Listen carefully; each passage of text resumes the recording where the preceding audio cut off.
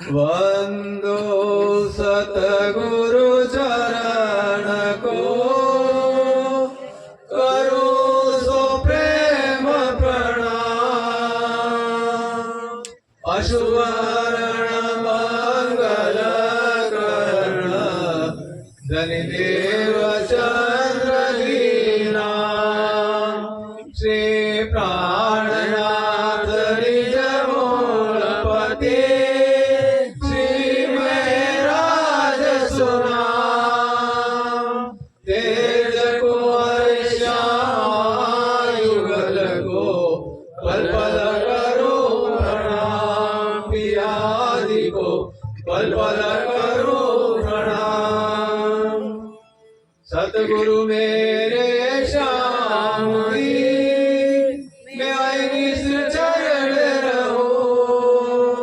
सन मन मेरा आइसो, मैं तात सदा सुख लऊं। मैं तात सदा सुख लऊं।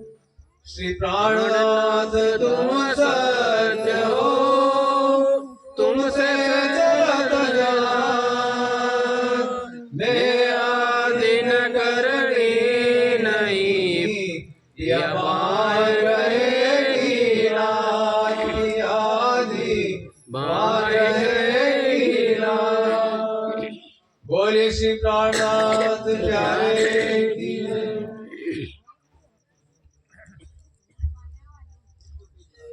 ए भोम देखे जिन फेर के, एही जान मामत। भील होत तरफ धाम की, जहाँ तेरी है निस्बत। जहाँ तेरी है निस्बत।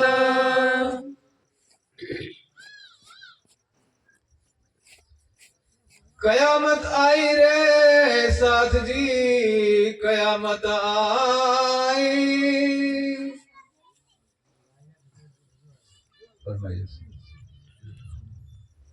अभी सुंदर साथ जी बोलेंगे। गुरु जी ने क्या प्रकरण शुरू कर दिया। नया साल लगा है, हम तो नए साल में आशीर्वाद लेते हैं। आपके लिए नया साल मंगलमय हो, सबके लिए खुशियां लाए। और विशेष उसमें भी आज मकर संक्रांति, सब बधाइयां दे रहे हैं एक दूसरे को। मकर संक्रांति का पर्व आपके लिए शुभ हो, मंगलदायक हो। और चर्चा हम कर रहे हैं कयामत की। क्यों? वाणी मेरे पीयू की न्यारी जो संसार। हमारे यहाँ सब काम संसार से उल्टा चलता है भैया। कयामत का मतलब क्या होता है? वैसे तो ये उर्दू शब्द है, लेकिन कयामत का मतलब हम सब जानते हैं। कयामत आना मतलब अंत हो जाना, अंतिम समय आ जाना, शरीर छोड़ देना। प्राणनाथ जी कब बोले ये वाणी? आज से 300 साल, 350 साल पहले। 350 साल पहले की ये चौपाई, जिसको आज हम दोहरा रहे हैं, ये उस समय भी तार्किक थी और आज के लिए भी तार्किक थी। कयामत आई रे साथ जी, कयामत आई मतलब अंतिम समय आ गया है। अब अंतिम समय किसका है? अंतिम समय दो तरह से आता है। एक तो वो जो मानव योनि में आकर के उसकी उम्र पूरी कर ले, उसकी सांसें पूरी हो जाए और उसका शरीर छूट जाए। एक तो वो अंतिम समय, वो कयामत है। और दूसरी कयामत होती है जीवते मारिए आपको, शब्द पुकारत हक। जो जीवते ना मरेंगे मोमिन, तो क्या मरेंगे मुनाफिक। एक दूसरी ये कयामत है कि जीते जी मार देना। अब जीते जी कैसे मारेंगे भैया? जीते जी कोई मर सकता है? बात बड़ी विचार करने वाली है। जीते जी कैसे मरना? तो जीते जी मरने का उदाहरण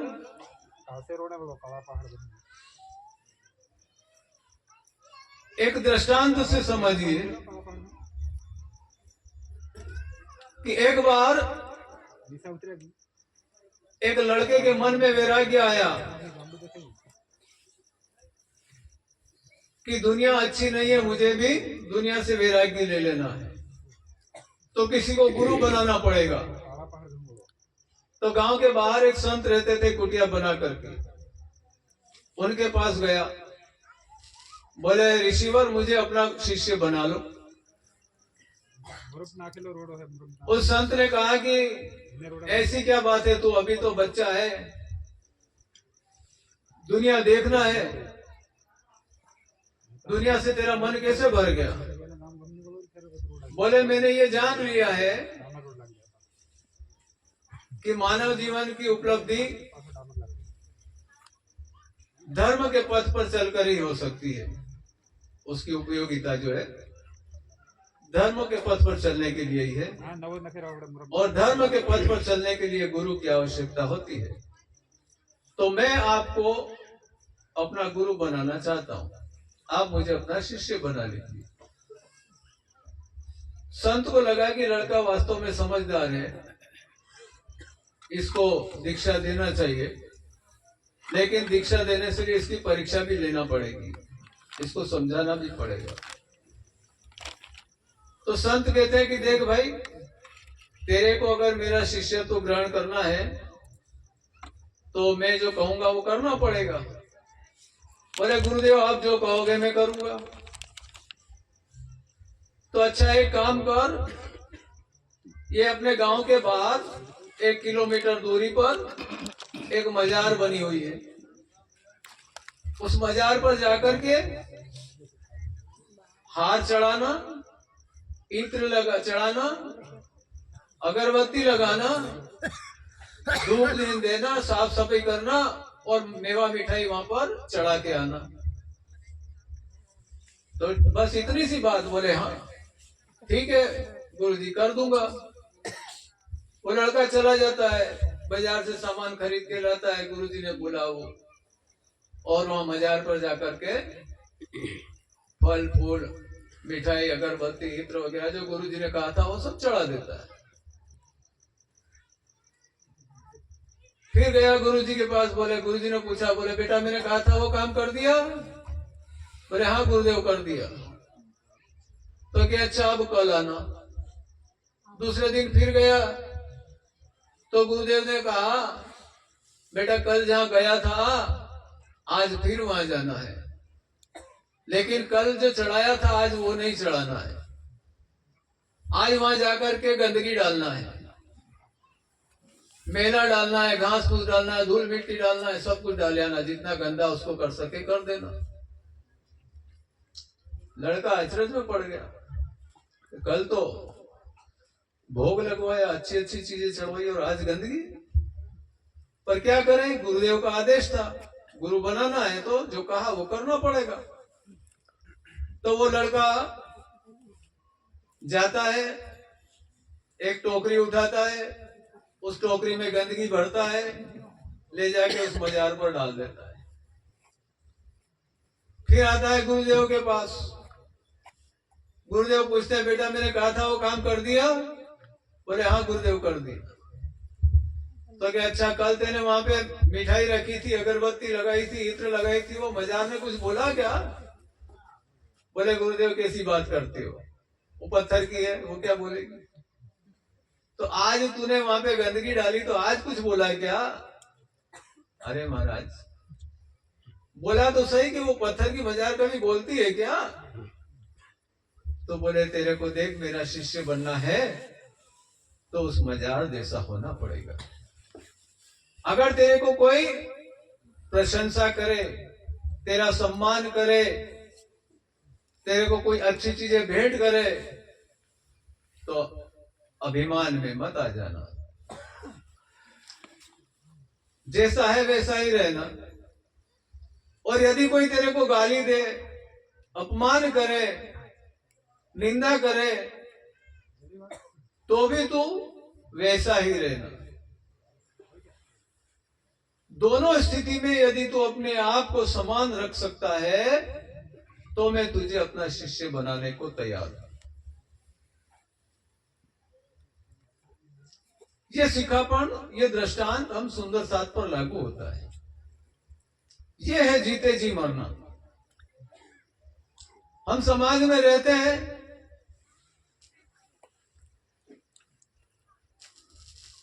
तो किसी ने हमको कुछ मान कर दिया, अपमान कर दिया, तो उसका प्रभाव हमारे जीवन में पड़ता है। हम, किसी ने हमारा सम्मान कर दिया तो उससे खुश हो जाते हैं, किसी ने हमारा अपमान कर दिया तो उससे नाराज हो जाते हैं। ये जो गुण है ये हमारे अंदर इंद्रियों के विकार, अंतःकरण के विकार हैं। ये अंतःकरण को शुद्ध करना, निर्मल करना, यही जीते जी मर जाना है। यानी दुनिया की तरफ से, दुनिया आपको कैसे भी देखे, पागल बन जाने का। दुनिया भले ही आपको पागल कहे। सूफी संत होते हैं ना, उनका क्या रहता है। अभी हमारे रतलाम में एक सूफी संत थे, छोटू बादशाह नाम था उनका। मैं उसको बचपन से देखता था, सड़क पर बैठा रहता था, गंदा पजामा पहने हुए, सड़क पे गंदगी में बैठ जाता, कभी नहाता ही नहीं। लोग बाग इतनी दूर से निकलते, अरे छोटू बैठा यार। जैसे कोरोना में अपन दूर से निकलते थे ना आदमी से, ऐसे उस छोटू बादशाह से 4 फीट दूर से निकलते थे। लेकिन रात होते ही हमारे शहर के विधायक जाते, जो झोली फैलाकर उसके सामने बैठते, उसके लिए बीड़ी सिगरेट ले जाते, खाने पीने की मिठाई ले जाते, और झोली फैला के छोटू बादशाह, वो छोटू बादशाह अगर बीड़ी लेकर के एक कस मार करके ने उसकी झोली में डाल दे तो विधायक खुश हो जाता कि आशीर्वाद मिल गया छोटे बादशाह का। ऊपर देखता रहता, हंसता रहता। आज छोटू बादशाह की मजार पे उर्स का मेला लगता है, तो उसकी बंदगी कैसी थी, वो इश्क की बंदगी। सूफी संतों की बंदगी कैसी होती है। एक साईं बुल्ले शाह थे, उन्होंने क्या कहा, न रख रोजा, न मर भूखा, न सिजदा कर तू मस्जिद में, किताबें फेंक, तस्बीह तोड़, लगाकर इश्क के झाड़ू तू अपने दिल को सफा कर।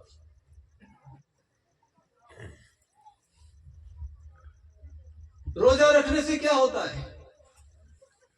आप दिन भर भूखे रहे, रात भर भूखे रहे और मन में सब गंदे विचार भरे, तो ऐसा रोजा किस काम का। आप माला फेर रहे, तस्बीह घुमा रहे और मन में गंदे विचार आ रहे हैं, वो माला फेरना किस काम की। माला तो एक काठ की, जामे डाला सूत, माला बिचारी क्या करे, जपने वाला कपूत है? माला का क्या दोष है, वो तो काठ की बनी है। अब दिखाने के लिए आप माला जपते रहो, हाथ में माला डाल लेंगे, गले में बड़ी बड़ी माला डाल लेंगे, उससे कहीं नहीं होगा। अंदर से तो मरे ही नहीं है, अंदर तो काम, क्रोध, लोभ, मोह, ये विकार भरे हुए हैं। तो ऐसा रोजा करने का मतलब क्या है। देखो, प्राणनाथ जी वाणी में कहते हैं, हमें भी, हमारे सुंदर साथ भी व्रत रखते ना, उपवास रखते ना। वाणी में क्या कहा है, दुख न दीजिए देह को, सुखे छोड़िए शरीर, ए सिद्ध इनविद हो वही, जब जोश इश्क करे भी। दुख, देह को दुख देने की जरूरत ही नहीं है। देह की रचना इस हिसाब से करी है कि उसको 2 समय भोजन दीजिए आप। और व्रत तो हमारी बहनें ज्यादा करती है, कभी एकादशी का, कभी करवा चौथ का।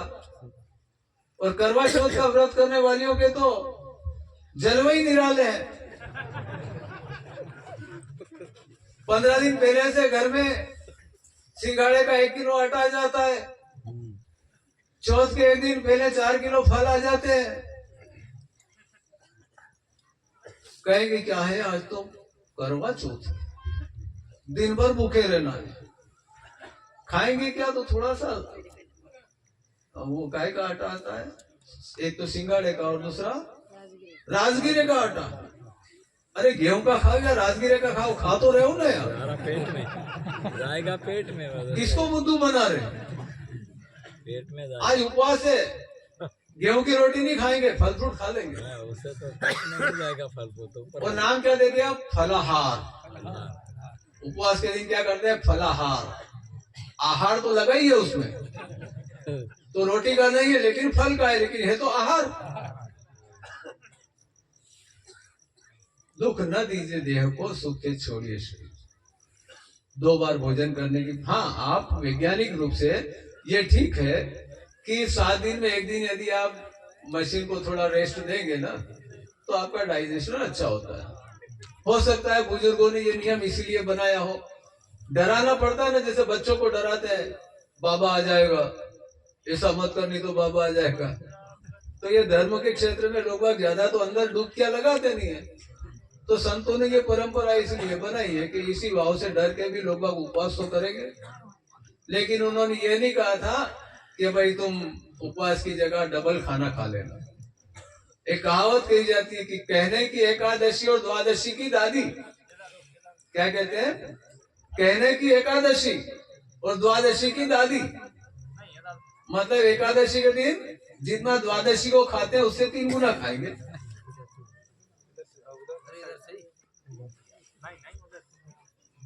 शरीर का भोजन उसको समय पर दो। व्रत रखना है तो महामती प्राणनाथ जी कहते हैं, सत्य व्रत धारण सो पालिए, जहां लग उभी देह।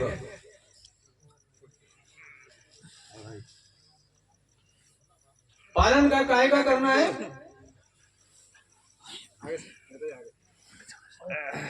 सत्य व्रत धारण सो पालिए।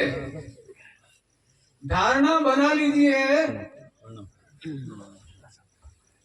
कि मैं हमेशा सत्य बोलूंगा, झूठ नहीं बोलूंगा। बोलो कोई, कितने लोग तैयार है ये व्रत करने को? हफ्ते में 1 दिन, संडे के दिन में झूठ नहीं बोलूंगा। कौन व्रत करेगा ऐसा? तैयार है कोई? हफ्ते में 1 दिन झूठ बोलना नहीं छोड़ सकते। हम बोलेंगे, हम नहीं बोलेंगे, हम छोड़ेंगे, हम बोलेंगे नहीं झूठ। हफ्ते में 1 दिन, इतवार के दिन, इतवार के दिन ये भैया झूठ नहीं बोलेगा। नहीं बोलेंगे। आप मोबाइल चलाते हो? बिल्कुल चलाता हूँ। मोबाइल चलाने वाला झूठ बोलने से बच सकता है? आई बैठो हो इन्हें फोन आई जाती, अरे हूँ तो गुना मत हुए यार। ये मोबाइल ने प्राणी मात्र को झूठा बना दिया यार। नहीं नहीं, कतई नहीं महाराज, मुझे बोला अच्छा लग रहा है। मैं सबके लिए बात कर रहा हूँ। सब एक जैसे नहीं होते, यहाँ सब तरह के लोग हैं। आधे लोग ऐसे होंगे जो मेरी बात का समर्थन करेंगे, वो प्रयास नहीं, हम भी करेंगे समर्थन इस बात का, आपकी बात का।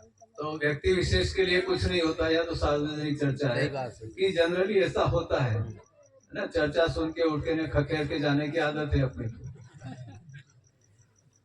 तो व्रत इस तरह से पाले। महामती प्राणनाथ जी वाणी में जो व्रत का तरीका बता रहे हैं, वो व्रत अपन धारण करें। सत्य व्रत धारण सो पालिए, जहां लग उभी देह। जब तक शरीर में प्राण है तब तक हमेशा सत्य बोलेंगे। प्राण जाए पर वचन न जाए। अपने अंदर से विकार निकालने के लिए 7 दिन के साथ अपने दुर्गुणों को एक कागज पे लिख लीजिए। मैं झूठ बोलता हूं, मैं चोरी करता हूं, मैं निंदा करता हूं, लिख सकते हो? हिम्मत है? अपने दुर्गुण अपने को एक किसी को बताना नहीं है, अपने घर में अकेले बैठ के लिख सकते हो? लिख भी नहीं सकते, क्योंकि सबसे अच्छे आदमी है अपन दुनिया के। बाकी सब दूसरे बुरे हैं, मैं सबसे अच्छा हूं, क्योंकि मेरे अंदर तो दुर्गुण है ही नहीं। अपने दुर्गुणों को सप्ताह के 7 दिन में एक एक करके निकालते जाएंगे। ये आपका जीते जी मरना हो गया। जीते मारी आंख को शब्द पुकारा था। और ये काम कौन कर सकता है? जो जीते ना मरेंगे मोमिन, तो क्या मरेंगे मुनाफा? दुनिया के जीवों से उम्मीद करते हो और तुम तो प्रणामी हो, परम धाम का दावा करते हो। हमारे लिए आसान है, हमने करके दिखाया है। जब ज्ञान नहीं था, कन्हैया ने बांसुरी बजाई तो दुनिया की सारी उलझने छोड़ करके भाग गए थे कि नहीं? ऐसा है हमारा चलन। एने पगले आपण चालिए, कई पगला एरे प्रमाण सुंदर साजी। पहले फेरे तमे जेम निसरिया, तमे जान साव तेजी ताण।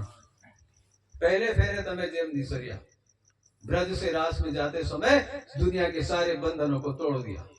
न सास ससुर की चिंता करी, न पति की चिंता करी, न बच्चों की चिंता करी, न कपड़ों की चिंता करी, न श्रृंगार की चिंता करी, कुछ नहीं। ये है हमारी रहनी। ये दुनिया से रोजा मतलब क्या? यही रोजा है कि दुनिया की हर चाहना से दूर हो जाना।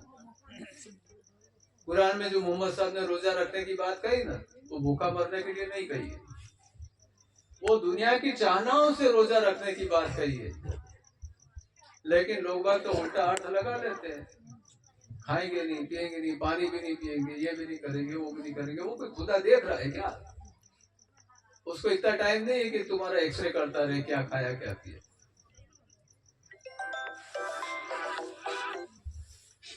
तो कयामत आई रे साथ जी, कयामत आई। हमारे लिए कयामत का समय है। हमको दुनिया से रोजा रखना है। जीते जी दुनिया की चाहनाओं को मार देना है। और अभी तो ये समय भी ऐसा हो गया, हम देखते हैं रोज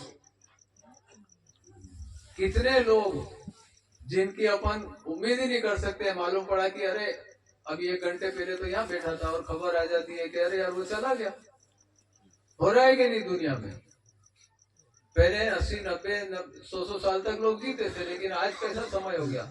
कोरोना के बाद से, वैक्सीन लगने के बाद से, जितने वो रेमडेसिविर इंजेक्शन लगा है उसके बाद से पता नहीं आदमी का खून खराब हो गया है या क्या हो गया है। अब समय का कोई भरोसा नहीं। इसलिए जब तक अपने अंदर सांस है तब तक अपने को ये उपाय कर लेना। ये वाणी किसकी वाणी है? अक्षरातीत की। आगे क्या कह रहे हैं कि वेद कते पुकारत आगमा। कपोल कल्पित बातें नहीं है, जो पहले से भविष्यवाणियां की गई है, ये उसके अनुसार समय चल रहा है। अभी कलयुग वलयुग की उम्र बताने की जरूरत नहीं है। वो सबको पता है कि कलयुग का अंतिम समय आ गया और इस निष्कलंक बुद्ध अवतार आ गए। आई आगम वाणी की तो मिली, विश्व मुख करत बखान। कोल सबन के पूर्ण भय, आए सो पहुंचे निशान। चेतो सबे सतवादियों, सुनियो सो सतगुरु मुख बाण। धनी मेरा प्रभु विश्व का, प्रगटिया प्रमाण। कौन आया है? जो आया है वो धनी है मेरा, दुनिया का प्रभु है। दुनिया के लिए परमात्मा आया है, लेकिन हमारी तो आत्मा का प्रियतम है। मेरी आत्मा का धनी आया है, मुझे पुकार रहा है कि ओ मेरी वासना तुम चलो अगम के पार। अगम पार अपार पार, कहाँ है तेरा करार। भूल गए हैं अपने उस निस्बत को, भूल गए अपने निज सुखों को, भूल गए उन निज घर के यादों को। हमारे 25 पक्ष के आनंद को वो याद दिलाने के लिए ये वाणी आ गई। लेकिन यहाँ हम काय में पड़े हैं, दुनिया की चाहना हो। पहली चौपाई अपन ने पढ़ी, वो क्या कह रही है कि ए भोम देखे जिन फेर के, बोलो श्री प्राणनाथ प्यारे की जय। ए भोम देखे जिन फेर के, इस दुनिया में वापस आने की कभी इच्छा करोगे? कभी मत करना। ये दुनिया देखने लायक नहीं है। जैसे हम एक बार कहीं थूक देते हैं तो उसकी तरफ पलट के देखते हैं क्या? इतनी गंदी है ये दुनिया, क्या अच्छा लगता है इसमें बताओ। कल भी एक चौपाई मैंने बोली थी कि दीन कारण खोवे, दुनी कारण खोवे दीन को, दुनी कारण खोवे दीन को। दुनिया के कारण अपन धर्म को खो देते हैं, दुनिया की लाज लज्जा पे। लेकिन इन बांधीने का सुप्रीत, दुनिया आपसे प्रेम नहीं करती है, दुनिया आपसे स्वार्थ का रिश्ता रखती है। जब तक आप दुनिया की स्वार्थ पूर्ति करते रहोगे, आपसे प्रेम करती रहेगी। जिस दिन आपने दुनिया के स्वार्थ की पूर्ति करना बंद कर दी, आपका कोई नहीं। अपने पैर पर कुल्हाड़ी मार लेते हैं।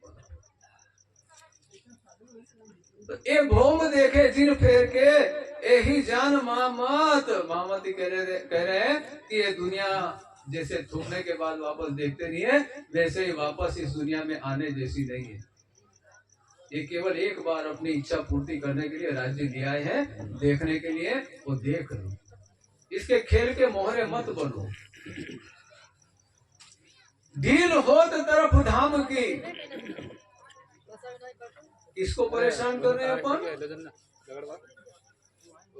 देर हो रही है, जल्दी चलना है। ढील होत तरफ धाम की, जल्दी चलो, परम धाम जाना है। जब महामती प्राणनाथ जी पद्मावतीपुरी धाम के अंदर चितवनी कराते थे ना सुंदर साथ को, परम धाम का वर्णन करते थे, तो एक सुंदर साथ इतने भाव विवल हो गए कि चर्चनी की चर्चा के बीच में खड़े हो गए। बस श्री जी बस, अब हमें यहाँ नहीं रहना है, हमको अभी के अभी परम धाम लेकर के चलो। क्या है इस दुनिया में सिवाय दुख के? असत्य जड़ और दुख से बनी है दुनिया में, कहाँ सुख ढूंढ रहे हो? मृग जल सो तीखा भाजे, मृग जल जैसी दुनिया है। दिखाई देता है कि आज नहीं कल सुख आएगा, आज नहीं कल सुख आएगा, लेकिन ऐसा करते करते जिंदगी निकल जाएगी, पर सुख कभी आने वाला नहीं है। अपन इसमें जैसे मकड़ी जाला बुनती है और जाले के अंदर ही खुद फंस करके अपने प्राण त्याग देती है, वैसे ही अपने आसपास हमेशा जाला बुन लेते हैं दुनिया के झूठे रिश्ते नाते संबंधों का, और इन्हीं में उलझ करके अनमोल मानव जीवन को हम खत्म कर देते। ढील होत तरफ धाम की, जहां तेरी है निस्बत। यहाँ कोई आपका वो गाते हैं ना, कौन सा भजन? यहाँ कोई न सहारा बिन तेरे, श्री राज सवरिया मेरे। गाते तो बहुत हो, लेकिन वापस जाके बंधन में बंध जाते हो। अपनी निस्बत असल वहां है, वहां मोल मिलावा में हम बैठे हैं, सामने राजसमाधि बैठे हैं। इसके लिए एक ही उपाय है, साफ होना, सफाई करना। घर में अपन रोज झाड़ू लगाते हैं कि नहीं? सुबह उठ के क्या करते हैं? झाड़ू लगाना पड़ती है। बहनों को मालूम है, सुबह उठ के सबसे पहला काम क्या है? घर में झाड़ू लगाना। वैसे ही हम माया की नींद में सोए, तो माया की नींद में सोने से अंदर विकार आ जाते हैं, काम क्रोध लोभ मोह मद, ये सारे विकार माया की नींद के। तो जागने के बाद क्या करते हैं अपन? सुबह उठते जागते हैं तो सबसे पहले ब्रश करेंगे, शरीर की सफाई करेंगे, स्नान करेंगे, ये ऊपरी सफाई कर रहे हैं अपन, लेकिन निस्बत किसकी है? आत्मा की। तो उसमें जो विकार आ गए हैं उनको साफ करना पड़ेगा, और वो साफ करने के लिए ये एक ही वाणी, तारतम रस वाणी कर पिलाइए, जाको जहर चढ़िया हो जीनी का सुख होवे तब। साथ जी साफ हुए बिना अखंड में क्यों पहुंचे? परम धाम कैसे जाएंगे जब तक हम अंदर से साफ नहीं हुए? तो आत्मा तो दृष्टा है, गंदगी कहाँ है? गंदगी किस पर है? आत्मा पर गंदगी नहीं है, आत्मा देख रही है।